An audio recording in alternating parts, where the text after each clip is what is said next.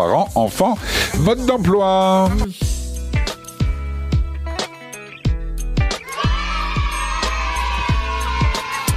Parents, enfants, mode d'emploi, comme tous les mardis. Et ça fait plaisir de vous retrouver. Bonjour Dorothée Gabé. Bonjour Didier. Ça va bien ? Mais oui, ça va bien. Je suis ravi de l'entendre dire.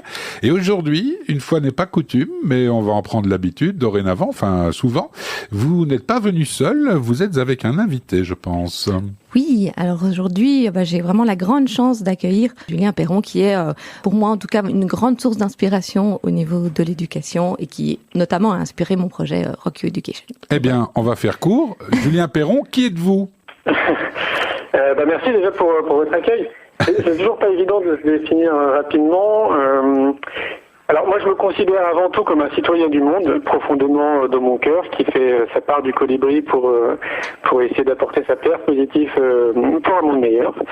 Ça fait une vingtaine d'années que je mets en place différentes actions dans le domaine de l'éducation et dans le domaine de la connaissance de soi, de manière très intuitive. Je fais partie des personnes qui n'ont pas de diplôme, je suis dyslexique et dysorthographique et j'ai créé mon entreprise à l'âge de 23 ans, là j'ai 42 ans. J'ai créé au tout départ un réseau qui regroupe des agences de voyage et des hébergements dans le monde du tourisme, donc qui était orienté très bien-être et éco-responsabilité. Et depuis cette création d'entreprise, ça m'a amené à réaliser beaucoup de choses, des films, des événements comme le Festival pour l'école de la vie ou le Congrès Innovation en éducation. On a créé un magazine papier qui s'appelle Innovation en éducation, un jeu de cartes qui s'appelle C'est quoi le bonheur pour vous. On organise des séjours vélo, yoga et méditation. En fait, on fait beaucoup de choses. Et donc voilà, si à l'époque on m'avait dit Julien, tu feras tout ce que j'ai fait jusqu'à présent, je pense que je ne l'aurais jamais cru. Donc j'insiste sur le côté intuitif parce que tout ce que j'ai fait, c'est vraiment de manière purement intuitive. Dorothée, après ce CV long comme le bras, on peut le dire, qu'est-ce qui vous avez dit que c'est une source d'inspiration. Alors pourquoi Julien est-il une source d'inspiration pour vous ? Alors oui, donc moi je suis tous ces projets dont Julien vient de parler avec beaucoup de plaisir et en tout cas pour moi Julien, outre le fait que malgré des difficultés donc dans votre jeune âge de dyslexie, vous avez réussi à en faire des forces et à développer aussi tout ce réseau, toute cette communauté autour de vous, autour de ces projets, autour de l'éducation.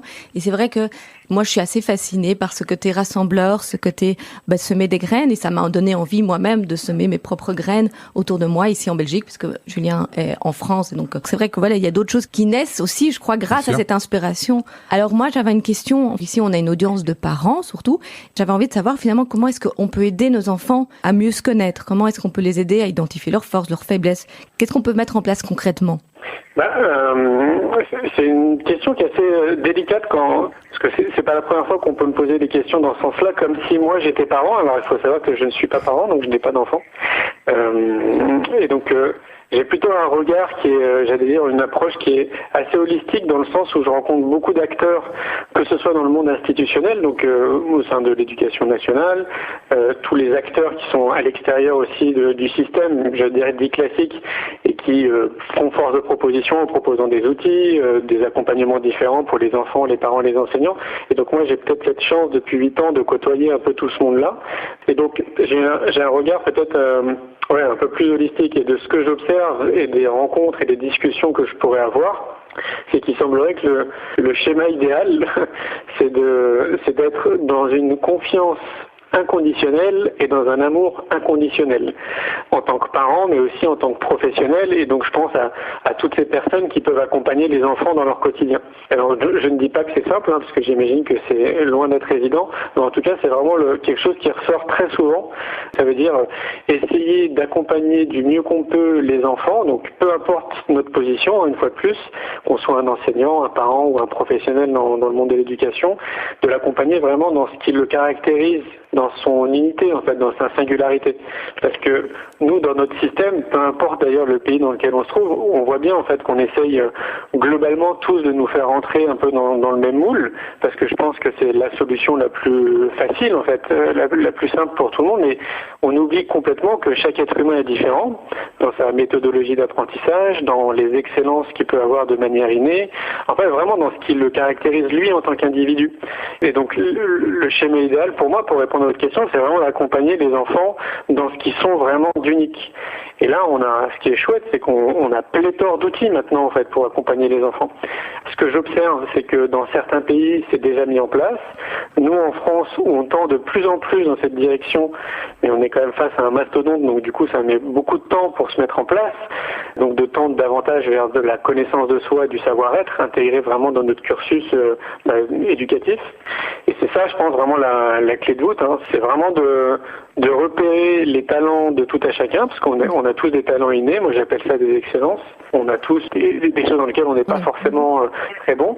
Mais l'idée, c'est de valoriser là où, pour nous, c'est une évidence, là où, pour nous, c'est simple. Et puis, de nous tirer vers le haut, en fait. Et ça, j'ai même pu mesurer, moi, à mon niveau. Comme je suis dyslexique et dysorthographique, je vous laisse imaginer que le parcours scolaire était un peu compliqué. Et donc, du coup, j'ai perdu confiance en moi parce que je faisais du mieux que je pouvais pour avoir des bonnes notes et faire comme tout le monde, et j'y arrivais pas, en fait. Ça correspondait pas à ma méthodologie d'apprentissage, jusqu'au jour où j'ai fait du kung-fu. Et là, je suis tombé sur un maître qui a misé sur moi, en fait, qui m'a fait confiance, qui a cru en moi, qui m'a tiré vers le haut et qui m'a redonné confiance en moi parce que, du coup, ça m'a amené à être champion de France en 99.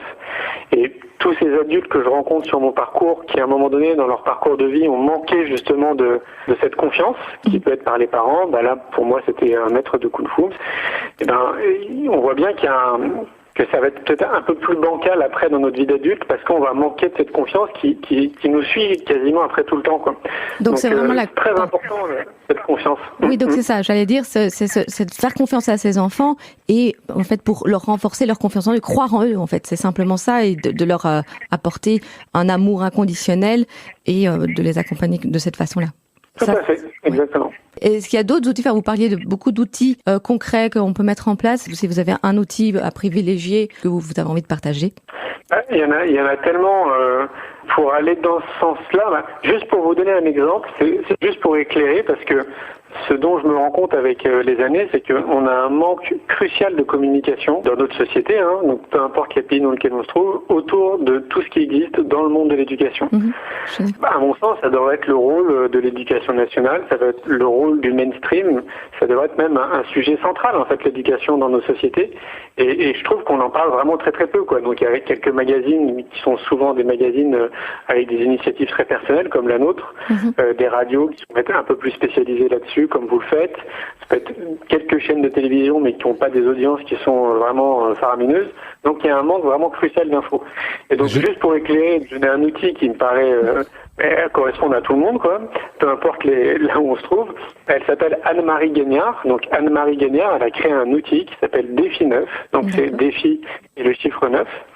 Et ça permet à n'importe qui en une semaine de plus faire de fautes d'orthographe. Ah ça c'est relativement intéressant, et je pense que ça va intéresser plus d'un auditeur qui nous écoute forcément par définition. Merci infiniment. J'avais une question à vous poser. Vous disiez que on parle très peu de l'éducation. Alors c'est vrai que dans les instances, dans les institutions, on parle de l'éducation nationale et c'est l'école. Et l'école, c'est fait, selon moi, plus pour instruire, tandis que l'éducation, ça doit se passer à la maison. Donc il faudrait peut-être d'abord éduquer les parents afin qu'ils éduquent leurs enfants. Mais c'est aussi la question du savoir-être. Oui, tout à fait. Où est-ce qu'on doit enseigner le savoir-être? Et je crois que quand même, il y a un rôle à jouer à l'école. Aussi, mais pas que.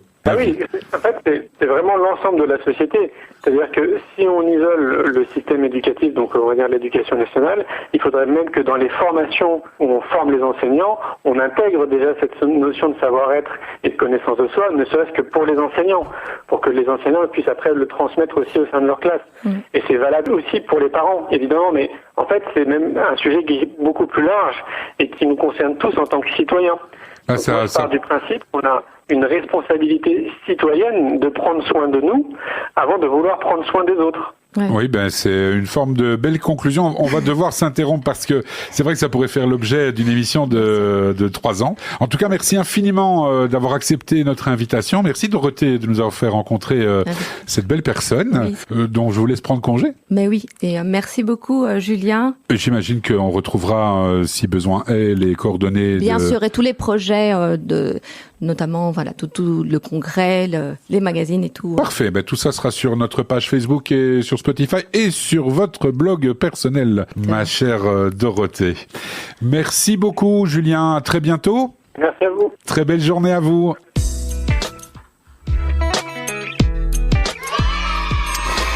Et voilà, c'était Parents Enfants, mode d'emploi 8h05.